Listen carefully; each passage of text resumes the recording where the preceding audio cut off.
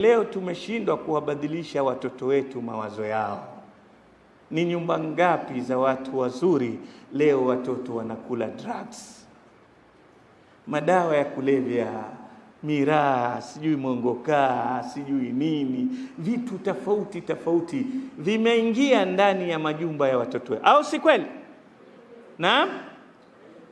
Hivi wafikiria hatutoulizwa nini lilofanya? Moja katika sababu, hatuna time ndefu na watoto wetu. Mtoto kwanza kwa siku hizi, siku mzima si wetu, au sio? Anaenda shule saa ngapi? 12, si ndio? Sijui huku kwenu, lakini 12 ashatoka nyumbani, mpaka 12 ndio yuaje. Ina maana masaa 11 hayuko na wewe. Akija amechoka baina magharibi na isha, mtoto taabani ya shalala, wewe una masaa 2 na mtoto wako. 12 yuko sehemu. Wale waliokule sio wewe, si mtoto wao. Kwa hivyo huruma walionayo sio kama huruma yako kwa mtoto wao.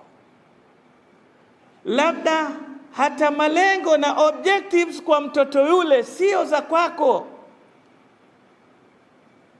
Kwa hivyo masaa mengi yuko na watu wengine, na labda akija nyumbani umemwekea na TV, nao kuna wengine nao wanamlekeza kivyao kwa ajili ya sikusumbue. Hata yule mdogo amewekewa tabu ili upate kufanya kazi zako. Sasa jamaa, huyu mtoto sio wa kwako. Kama wamkimbiza awe mbali na wewe tu, shuleni siku akija nyumbani apewa hili na hili, cheza, chukua tabu hiyo, ili masaa yako yaende vizuri, mtoto asikusumbue. Asipokusumbua udogoni, atakusumbua ukubwani.